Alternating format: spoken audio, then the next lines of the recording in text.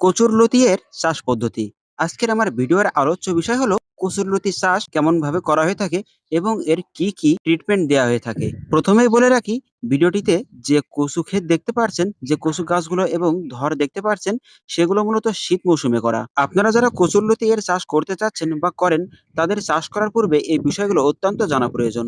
আর এই বিষয়গুলো যদি আপনার না জানা থাকে, তাহলে লতি চাষ করে কখনো আপনার সফলতা আসবে না, বরং ক্ষতি হয়ে যাবে। কচুরলতি মূলত সব মাটিতেই ভালোভাবে চাষ করা যায়।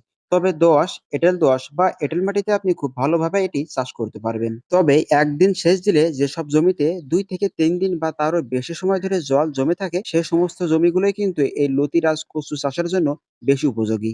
কচুর লতির চাষ করার ক্ষেত্রে এই লতি চাষ করা হয় মূলত সারা বছরই করা যায়। তবে সেক্ষেত্রে বৈশাখ মাস থেকে শুরু করে মাঘ মাস পর্যন্ত খুব ভালোভাবে এই চাষ করা যায়। ইতিমধ্যে এখন একটা সিজন চলতেছে কচুর লতির নতুন চারা লাগানোর। এ সময় আপনি যদি চারা রোপণ করেন, তাহলে এই চারা থেকে মিনিমাম 8 থেকে 9 মাস একটানা ফলন পাবেন এবং গাছের লতি আসতে বড়জোর 45 থেকে 50 দিন সময় লাগবে। জমি নির্বাচন করার পর আপনার যে বিষয়টা প্রথমে খেয়াল রাখতে হবে, সেটা হচ্ছে আপনি কোন জাতের লতি চাষ করবেন।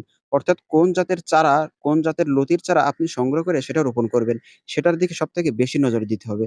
কারণ সব ধরনের চারা থেকে কিন্তু সব ধরনের বা বেশি পরিমাণ ফলন আপনি পাবেন না। বিশেষ করে লতিরাজ, বাড়ি ১, বাড়ি ৭, বাড়ি ১৪ এই ধরনের জাতগুলো থেকে কিন্তু সবথেকে বেশি ফলন পাওয়া যায়। এছাড়াও রয়েছে বাড়ি পানি কচু ১, বাড়ি পানি কচু ২। তবে সবথেকে বেশি ফলন পাওয়া এবং লাভবান লতি কচুর জাত হলো লতিরাজ বাড়ি ১ ও বাড়ি ৭, যেটাকে সাধারণত যশোরের লতি কচু নামেই পরিচিত বলা হয়। ভালো ও উন্নত মানের চারার প্রয়োজনে আপনারা চাইলে স্ক্রিনে দেওয়া নম্বরে বা আমাদের এই পেজে এবং ইউটিউব চ্যানেলে যোগাযোগ করতে পারেন। লতি কচু এর জাত ঠিক থাকবে, চারা ঠিক থাকবে এবং সারা দেশে কুরিয়ারের মাধ্যমে পাঠিয়ে দেওয়া হবে। তবে আপনারা চাইলে আমাদের যশোরে এসেও এই চারা দেখে তারপর নিয়ে যেতে পারেন। তবে সবথেকে ভালো হয় কি, আপনি যদি বিশ্বস্ত হয় তার কাছ থেকে নিবেন।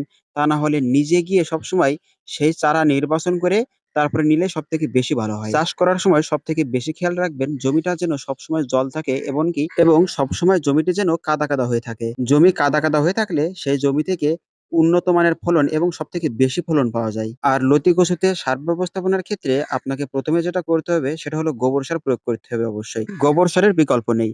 গোবর সার প্রয়োগ করে জমিটি 2 থেকে 3 দিন রেখে দিবেন। তারপর 2টি চাষ দিয়ে নিবেন। এরপর জমিতে কিছু রাসায়নিক সার প্রয়োগ করতে হবে। রাসায়নিক সারের ক্ষেত্রে সবথেকে যেটা ভালো হয়, সেটা হচ্ছে প্রতি 33 শতাংশে অর্থাৎ ১ বিঘাতে ২০ কেজি টিএসপি, ২০ কেজি পটাশ, সাথে ২ কেজি মতো কীটনাশক প্রয়োগ করে জমিটা ১-২ দিন রেখে দিবেন। তারপর ধান চাষের মতনই আবার চাষ দিয়ে সেখানে কচুর লতির চারা রোপণ করতে হবে। লতি কচুর চারা রোপণ করার সময় সবসময় খেয়াল রাখতে হবে যেন প্রতিটা চারার মাঝে ১ থেকে ১.৫ হাত পর্যন্ত ফাঁকা থাকে এবং ২টা সারি এর ভেতরে কমপক্ষে ১ হাত ফাঁকা রাখতে হবে। আর লতি এর চারা রোপণ করার সময় সর্বোচ্চ ১.৫ থেকে ২ ইঞ্চি পর্যন্ত গভীরে মাটিতে রাখতে পারবেন। কচুর লতির চারা রোপণ করার পর প্রতিদিন নিয়ম করে জমিতে জল ব্যবস্থা বা সেচ ব্যবস্থা ঠিকঠাক রাখতে হবে এবং প্রয়োজনীয় রাসায়নিক সার প্রয়োগ করতে হবে। জমিতে আগাছা হলে সেই আগাছাগুলো পরিষ্কার করে দিতে হবে। এই মৌসুমে যদি লতির চারা রোপণ করা হয়, তাহলে সেক্ষেত্রে ৪৫ থেকে ৬০ দিনের ভেতরে আপনি লতি এর ফলন পাবেন। তবে লতি কচু গাছ থেকে সবথেকে বেশি পরিমাণে ফলন এবং উন্নত মানের ফলন পাওয়ার জন্য আপনাকে যেটা খেয়াল রাখতে হবে, সেটা হলো লতি কচু এর চারা যেন লতিরাজ বাড়ি ১ বা বাড়ি ৭ জাতের হয়ে থাকে। কারণ এই ২ টি জাত থেকে সবথেকে বেশি পরিমাণে এবং উন্নত মানের ফলন পাওয়া যায়। আপনারা চাইলে আমাদের এই যশোরের কচুর লতি এর চারা সংগ্রহ করতে পারেন। স্ক্রিনে দেওয়া নম্বরে যোগাযোগ করলেই লতি এর চাষ সম্পর্কিত তথ্য এবং লতি এর চারা সংগ্রহ করতে পারবেন। ধন্যবাদ।